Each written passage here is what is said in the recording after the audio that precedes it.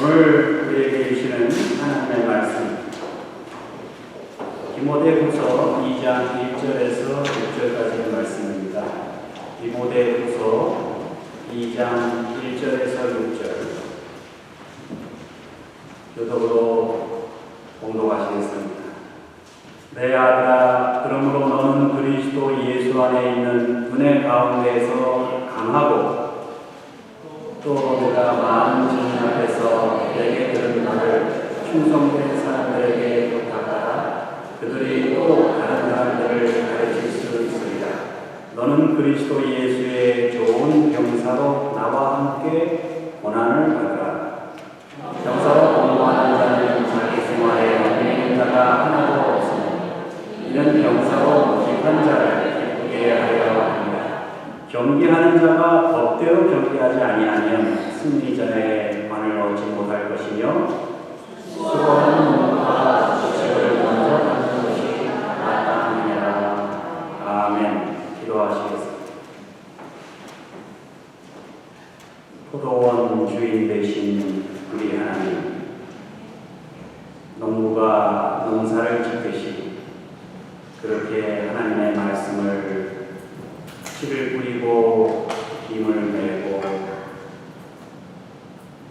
추수하는 그런 교육의 과정에 대해 묵상하는 이 시간 되게 주시옵소서. 예수 그리스도의 이름으로 기도드립니다. 아멘.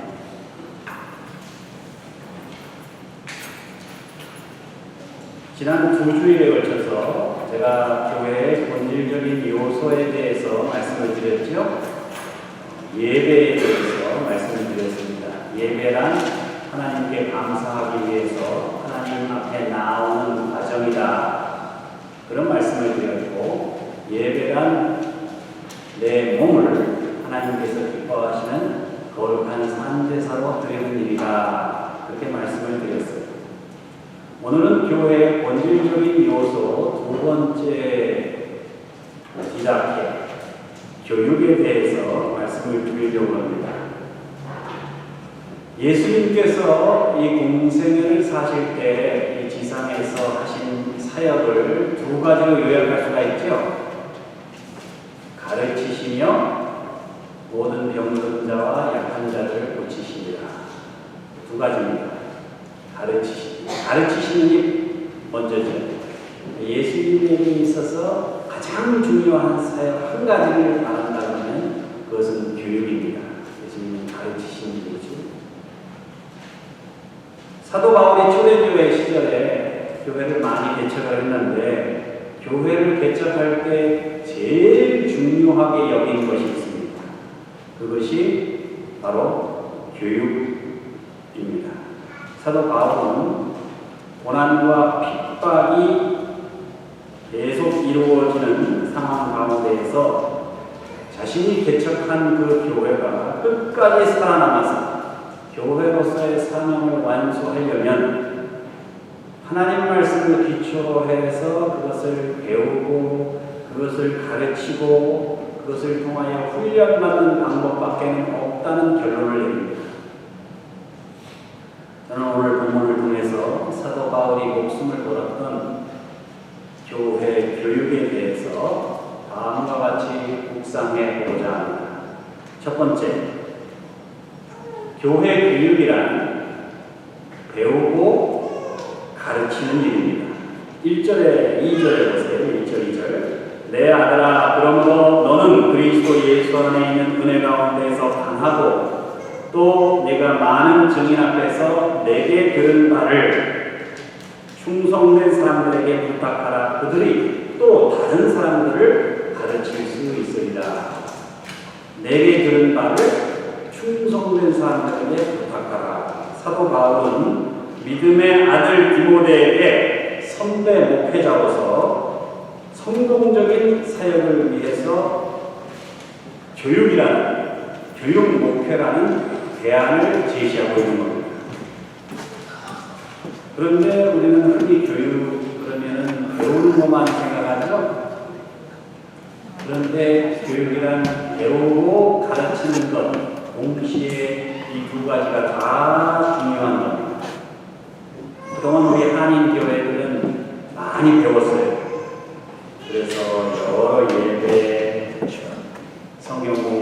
목회자 훈련, 여러 가지 프로그램, 소그룹 성경 공부 이런 것을 통해서 배우는 일에는 상당히 열심입니다. 그래서 한국교회를 열심히 다니시는 분들은 성경 퀴즈대회 같은 거 하면은 1등합니다. 잘해요. 그런데 그 배우는 그것을 체계적으로 잘 다른 사람에게 전하고 다른 사람들과 나누는 일에는 조금 미숙합니다. 그래서 많이 알고는 있는데 그 아는 내용을 다른 사람들과 이렇게 나누고 토론하고 이런 데는 조금 미숙한 면이 있어요. 그리고 교회에서 목사는 가르치고 교인들은 배우는 사람이다 이런 착각을 하고 있어요. 그래서 목사가 인도하는 성경으로 나가는데 장로님이 인도하거나 권사님이 인도한다고 하면 시시하다 이렇게 생각하는 그런 경향도 있어요. 그런데 여러분, 배우고 가르치는 이 두 가지가 합쳐져서 교회 교육이에요. 내가 배웠잖아요. 그럼 교육에 있어서 반만 한 거예요. 내가 가르칠 수 있어야 교육이 완성되는 겁니다. 그리고 이것은요, 선택사항이 아니에요. 내가 배우고 싶으면 배우고, 가르치고 싶으면 가르치고, 내가 원하면 하고, 말면 말고, 이런 게 아니에요. 그리스도인이라면 반드시 하나님의 말씀을 배워야 되고, 그리스도인이라면 하나님의 말씀을 반드시 가르치고 전할 수 있어야 돼요. 그런데 이렇게 배우고 가르치는 일이 참 고통스럽습니다. 배우려면 따로 시간을 내야 되고, 정한 시간에 교회에 나와야 되고, 퇴근해서 저녁밥 먹고, 텔레비 보면서 편히 이렇게 누워있어야 되는데, 교회 나가야 돼요. 더군다나 숙제도 내주고, 숙제도 해야 되고, 예습도 해야 되고, 돌아가면서 막 읽으라고 시키고, 문제가 있으면 그 문제에 답하라고 그러고, 못하면 또 목사가 뭐라고 그러고. 어떤 장로님이 일터에서 바로 퇴근하신 모양이에요. 근데 예습을 못하신 것 같아요. 책 속에서 그냥 차 안에서 등을 켜놓고 열심히 예습을 하시더라고요. 그런 장로님도 봤습니다. 열심히 하시거든요. 그래도 배우는 것은 쉬워요. 가르치는 일은 훨씬 더 고통스럽죠. 배울 때는 1시간만 준비하면 되는 일을 내가 가르치려면 몇 시간을 준비해야 돼요. 그런데 그렇게 열심히 준비해서 내가 가르친 내용은 절대 잊지를 못합니다. 그래서 가장 확실하게 배우는 방법은 가르치는 일이죠. 물론 가르치는 일에는 은사가 있어야 됩니다. 그래서 가르치는 일을 잘하는 분도 있고 가르치는 일을 잘 못하는 분도 있어요. 그런데 과연 가르치는 일은 잘 가르치는 사람만 가르치면 될까요? 오늘 본문에 의하면 그렇지 않아요. 사도 바울은 본문에서 가르치는 사람의 자격을 설명하는데 잘 가르치는 사람, 공부를 많이 한 사람, 신학교 졸업한 사람 이런 사람이라고 말하지 않아요. 뭐라고 그래요? 충성된 사람에게 부탁하라 그랬습니다. 충성된 사람. 정해진 성경 공부에 빠지지 않고 성실하게 배운 충성된 사람이라면 누구나 가르칠 수 있고 가르쳐야 한다는 것을 의미하는 거죠. 세상에서는 전쟁을 뭘로 해요? 총과 칼로 합니다. 그러나 영적 세계에서 전쟁은 뭘로 해요? 바로 교육을 통해서 내가 배우고 내가 익힌, 내가 훈련받은 그 하나님의 말씀을 가지고 한다는 사실입니다. 그래서 교회로 하여금 이 세상에서 살아남아 계속 하나님의 나라를 이룰 수 있게 하는 사역의 핵심은 바로 교회에서 이루어지는 교육에 있다는 사실입니다. 여러분, 교회 교육이 얼마나 중요한지 몰라요. 여러분, 이른바 우리 17세기를 천재 세기라고 그러죠? 레오나르도 다빈치, 미켈란젤로니, 뉴턴이니 이런 유명한 과학자, 유명한 예술가, 교수님과 문학가들이 쏟아져 나오죠. 여러분 그들이 왜 쏟아져 나온지 아세요? 어떻게 쏟아져 나온지 아세요? 예수 믿지 않는 교육 심리학자가 지적한 내용입니다. 교회 교육을 통해서 엄청난 상상력이 생겼다는 거예요. 그들에게. 여러분 뉴턴이나 미켈란젤로 다 교회에서 자라는 사람이에요. 그런데 현대는 아이들이 교회 안 가고 다른 데서 컴퓨터 화면만 들여다보고 이렇기 때문에 원대한 그런 상상력, 종교적인 상상력이 상실돼가고 있다는 거예요. 그래서 천재가 나올 수가 없다는 거예요. 교회에 나가서 교회 음악을 듣고 이런 그 엄숙한 그런 분위기를 통해서 상상력을 발휘하고 하나님에 대해서 상상하고 이런 과정을 통해서 위대한 인물이 나온다는 겁니다. 그런데 이 시대에는 점점 그런 교회의 교육이 점점 약화돼 가고 있습니다. 여러분, 교회 나오는 것이 비록 힘들고 어려울지라도 저는 우리 교회에 어린 아이들 데리고 나오는 부모님들이 계신데 여러분 그 아이들이 교회에서 느끼는 그 느낌, 교회에서 받는 그 영향력을 통해서 아이들의 교육이 위대한 교육이 이루어지고 있음을 믿으시기를 바랍니다. 비록 힘들고 어려워도 교회에 나와서 하나님의 말씀을 배우고 가르치심으로 예수 그리스도의 좋은 병사가 되시기를 주님의 이름으로 축원합니다. 두 번째, 교육이란 하나님의 일을 하는, 하나님의 사역을 하는 규칙을 배우는 일입니다. 사도 바울이 왜 그렇게 교회 교육을 중요시했는가? 교회는 하나님의 일을 하는, 하나님의 사역을 하는 그리스도의 몸이죠. 그런데 교회에서 하나님의 일을 하려면 내가 마음대로, 내가 원하는 대로, 내가 하고 싶은 대로 그렇게 하면 될까요? 사도 바울은 본문 5절에서 이렇게 말씀합니다. 경기하는 자가 법대로 경기하지 아니하면 승리자의 발을 얻지 못할 것이며. 여러분 하나님의 일을 하는 믿음의 경주에 있어서도 규칙이 있다는 거예요. 교회 생활하는 데 있어서도 규칙이 있단 말이에요. 여러분 교회를 섬기는 데 있어서 원칙이 있고 질서가 있습니다. 물론 그 질서와 원칙의 기본은 뭐예요? 하나님의 말씀, 성경입니다. 그러나 그 하나님의 말씀을 어떤 특정한 시대, 어떤 특정한 지역에 있는 개체 교회에 적용하려면 그 교회가 어떤 교단에 속해 있는지, 그 교회가 어떤 역사를 가지고 있는지, 그 교회가 속한 교단은 어떤 역사를 가지고 있는지, 어떤 신앙의 고백을 해왔는지, 믿음의 선진들을 수백 년 거쳐서, 때로는 수천 년을 거쳐서 그들이 고백해온 그 믿음의 훈련, 경건의 훈련, 교회 운영의 원리, 이런 것들을 이해할 수 있어야 한다는 사실입니다. 여러분 미국에 이민하셨죠? 미국에 이민했는데 한국에서 하던 식으로 그렇게 한국의 그런 한국에서 체득한 그런 법대로 여러분들이 산다면 어떻게 하겠어요? 미국에 왔으니까 어떻게 해야 돼요? 미국에서 시행하는 규칙들, 미국의 법들을 잘 지켜야 되겠죠? 그래서 영주권을 받아요. 그리고 그 DMV에 가가지고 운전면허도 발급받고, 운전면허 발급받으려면 필기시험도 보고, 실기시험도 보고,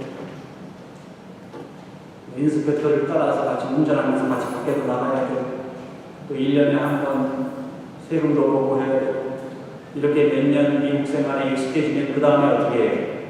시민권 신청하고 많은 책자를 받아다가 공부해야 되죠? 미국의 정치 제도, 역사적 사건들, 그리고 기본적인 영어, 미국에서 시민권자로 기본적으로 알아야 될 그런 내용을 공부해서 시험을 치르죠? 그 시험을 통과해야 투표도 할 수 있고 내가 또 출마도 할 수 있습니다. 피선거권도 가질 수 있어요. 미국이라는 나라에서 시민권자로 살려면 알아야 할 기본적인 내용이 있죠. 주님의 몸된 교회를 제대로 섬기려면, 뭐 아무렇게나 섬기려면 상관없어요. 그러나 제대로 섬기려면 그 교회가 속한 교단에 대한 이해와 교회의 전통과 삶과 신앙의 고백, 교회 운영 원리 이런 것들을 어떻게 해야 돼요? 겸손하게 배워야 돼요. 목회를 하다 보면 수백 년 전에 믿음의 선진들이 신앙을 고백했는데 그 신앙 고백이 지금 나하고 무슨 상관이 있나? 교회의 전통이란 게 무슨 의미가 있나? 오랜 역사를 통해서 이루어져 온 신학적인 연구와 그런 노력과 성과를 무시하는 그런 분들을 제가 많이 봤습니다. 특히 우리 젊은 분들은 교회 전통이나 우리 믿음의 선진들의 그런 영성 훈련, 신앙적인 경험 이런 것들을 좀 무시하는 경향이 있죠. 교단이 뭐가 중요해? 신학이 뭐가 중요해? 이렇게 주장하는 분들이 계신데 이해는 합니다만 상당히 위험한 생각이죠. 많은 분들이 초교파를 좋아합니다. 교파를 초월한다. 좋은 말이죠. 순수하고 복음적일 것 같지요? 부분적으로 그렇기도 하다고 생각합니다. 그런데 실제로 교회 운영과 교회 사역을 한다는 것을 전제로 했을 때 초교파라는 것은 그 누구의 통제도 안 받겠다는 걸 의미하는 겁니다. 좀 더 나가면 내 멋대로 하겠다는 걸 의미합니다. 그래서 초교파 교회 중에 이단이 많고 사회비가 많은 이유가 그거예요. 순수한 마음입니다. 이해합니다. 순수한 마음으로 정말 그런 인간의 전통과 굴레 이런 걸 다 벗어버리고 순수하게 예수 그리스도의 그것만을 쫓아간다. 그러나 교회를 막상 운영하려고 그러면 회의도 해야 되고 서로 다른 의견도 조율해야 되고 합니다. 거기에 원칙이고 질서가 있어야 됩니다. 그런데 내 마음대로 내가 옳고 상대방은 다 마귀새끼고 이렇게 될 확률이 상당히 많습니다. 그래서 교회가 갈라지는 거죠. 여러분 교회에서 성경을 공부하고 또 그 성경 공부를 통해서 배운 그 내용을 하나님의 말씀을 시대에 따라서 적용하고 재해석하고 어떤 역사적인 사건이 생기면 그 사건을 성경 말씀에 비추어서 해석해서 고백서를 내고 신앙의 그런 선언을 하고 이런 모든 이 역사적인 경험 교회 운영을 오래 수백 년 동안 해온 그 교단의 그 노력과 수고와 눈물과 땀 여러분 이런 것이 우리가 생각하는 것보다는 상당히 중요합니다. 그거 없이도 할 수 있어요. 교회 운영을. 처음에는 잘할 수도 있어요. 잘하는 것처럼 보일 수도 있어요. 그러나 그것을 무시하면 오래 할 수 없습니다. 여러분 성경을 해석하는 데 있어서도 역사가 있어요. 전통이 있습니다. 거기서 신앙의 고백이 나왔습니다. 많은 신앙의 우리 믿음의 선진들이 교회를 섬기는 가운데 때로는 전쟁을 했고 때로는 논쟁을 했고 때로는 상대방을 마귀로 정죄해서 죽이고 했습니다. 그런 과정을 통해서 신앙의 고백이 나왔어요. 아, 성경을 이렇게 해석해야 됩니다. 이렇게 깨달음을 얻었다고요. 우리가 만약 그것을 그냥 무시한다면 우리는 똑같은 일을 저지를 수도 있습니다. 그런 것이 없어도 교회를 운영할 수 있어요. 그러나 그런 신앙의 고백이나 교회를 무시하면 또다시 수많은 시행착오, 또 많은 그 수많은 갈등과 분열을 거듭할 수밖에 없다는 사실입니다. 여러분, 우리가 교회에서 있다고 회의를 해요. 예배 때는 다 오시는데 회의 때는 다 집에 일찍 돌아가세요. 물론 바쁜 일이 있으셔서 그러신 줄 저는 압니다. 이해합니다. 교회 공동회도 있고 당회도 있고 여성교회 회의도 있고 남성교회 회의도 있고 그런데 여러분 이런 회의도 아주 중요한 교육입니다. 이런 회의에 참석해서 다른 사람의 의견을 듣고 또 내 의견을 발표하기도 하고 또 서로 다른 의견이 있으면 그것을 서로 타협하고 조정하고 합의하고 하는 과정에서 갈등과 분열을 최소화하는 것, 여러분 이것도 교회에 있어서 아주 중요한 사역이에요.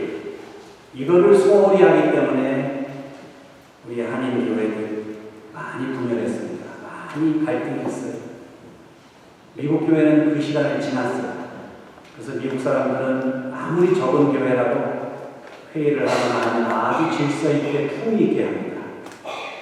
근데 우리는 그 훈련이 조금은 부족합니다. 여러분, 선진국과 후진국의 차이가 뭐예요? GNP예요? GDP예요? 천만의 말씀. 학자들은 그렇게 얘기 안 합니다. 경제학자들도 그렇게 얘기 안 합니다. 선진국들은요, 서로의 의견을 듣고 판단하고 결정하는 그런 일을 품위 있고 질서 있게 잘합니다. 그게 선진국입니다. 후진국은 어떻게 해요?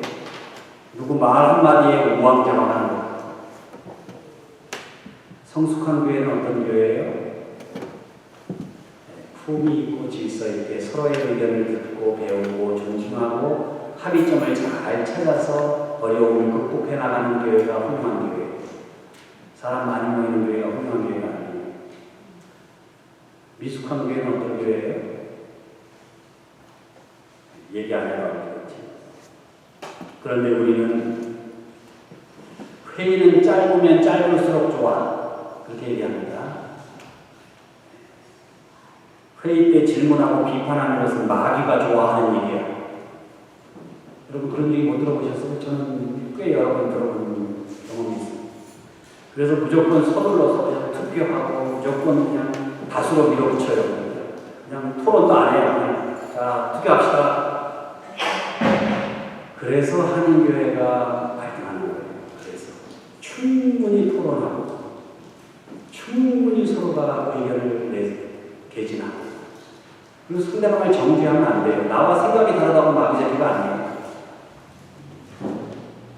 여러분 교인들이 성경을 몰라서 교회에 어려움이 생기는 게 아닙니다. 교인들이 성경 공부를 못해서 교회가 분열하는 게 아니죠. 교회를 운영하는 건 지금까지 있어요. 교회가 축적해온 그런 지식과 경험을 서로 배우는 것 같지 않기 때문에 교회가 아주 작은 일에도 사소한 일에도 분열하고 갈등하게 되는 겁니다. 여러분 똑같은 배라도 사공들이 훈련을 잘 받으면 똑같은 폭풍우가 몰려와도 좌초하지 않아요. 잘 항해해서 나갑니다. 사공들이 훈련이 잘 돼 있습니다.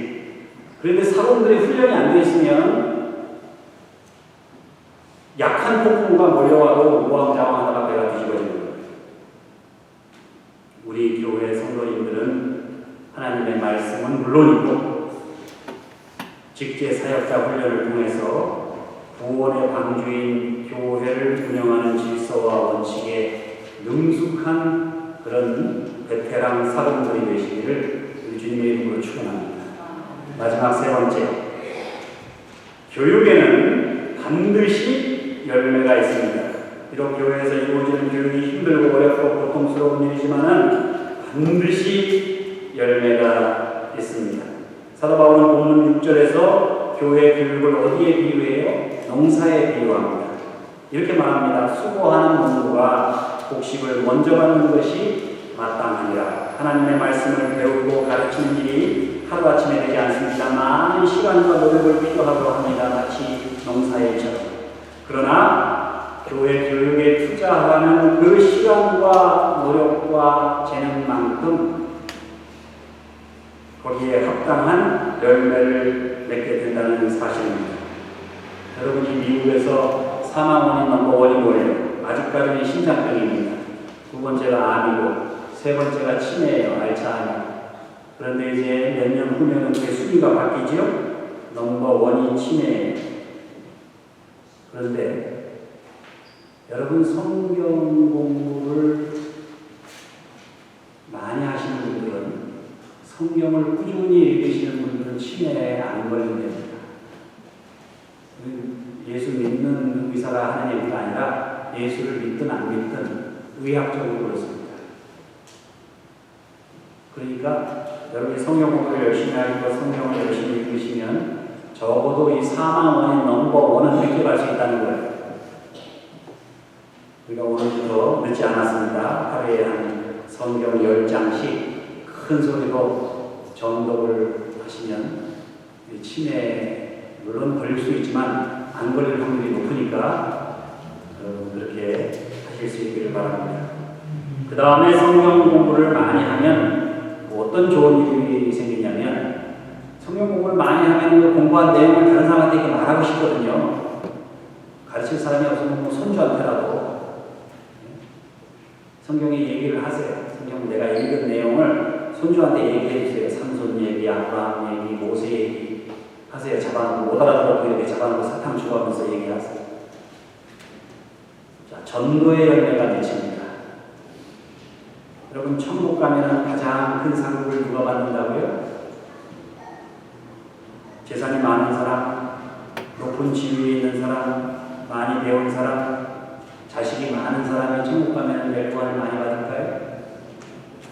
천국에서는요, 전도의 열매를 많이 맺은 사람이 성공한 인생을 산 사람입니다. 어떤 집사님은 천국 갔는데 황금길을 따라서 하나님의 보좌 앞으로 가다가 먼저 천국 간 장로님 2분을 만났어요. 김 장로님하고 이 장로님인데 김 장로님은 수석 장로님이 교회에서 많은 일을 했어요. 헌금도 많이 하고. 그런데 이 장로님은 별로 눈에 띄지 않았던 장로님이에요. 좀 시시한 장로님이에요.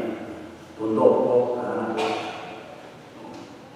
그런데 그 2 장로님이 멸류관을 쓰고 있는데 그 수석 장로님 멸류관은 동으로 만든 멸류관이고 그 별볼일 없던 이 장로님이 쓰신 멸류관은 금멸류관이에요. 그래가지고 그 집사님이 물었어요. 아니 어떻게 장로님들 쓰신 멸류관이 다르네요. 그랬더니 김 장로님은 나도 천국 와서 내가 다시 한번 깨달았는데 천국에 오니까 전도 많이 하는 사람이 최고라더군. 그러니 내가 동멸류관인데 이것도 감사하지. 이 장로님은 그럼 전도를 얼마나 많이 하셨어요? 그랬더니 나도 뭐 별로 한 건 없는데 옆에 있는 이 김 장로를 내가 그 교회에 전도했거든요. 그러더랍니다. 그러니까 김 장로 전도한 이 장로가 별 볼일 없어 보이고 금멸류관을 쓰고 있는 거예요. 다니엘서 12장 3절을 이렇게 말합니다. 지혜 있는 자는 궁창의 빛과 같이 빛날 것이요 많은 사람을 옳은 대로 돌아오게 한 자는 별과 같이 영원토록 빛나리라. 교회 교육이란 가르치고 배우는 일입니다. 교육을 통해서 하나님의 일을 하는 규칙을 배워야 합니다. 교육에 투자한 시간과 노력만큼 거기에는 반드시 열매가 있습니다. 교회 교육을 통해서 교회를 섬기고 전도하심으로 하나님의 나라를 이 땅에 이루시는 그래서 생명의 멸류관을 받으시는 여러분과 저가 되시기를 주님의 이름으로 축원합니다. 기도하시겠습니다. 우리 주님 감사합니다. 주님께서 하나님의 말씀을 배우고 가르칠 수 있는 그리스도인의 특권을 허락하시니 감사를 드립니다. 이 말씀을 저희가 잘 배우고 또 가르쳐서 하나님의 나라를 이 땅에 이루는데 앞장서는 저희들 다 되게 도와주시옵소서. 예수 그리스도 이름으로 기도하옵나이다. 아멘.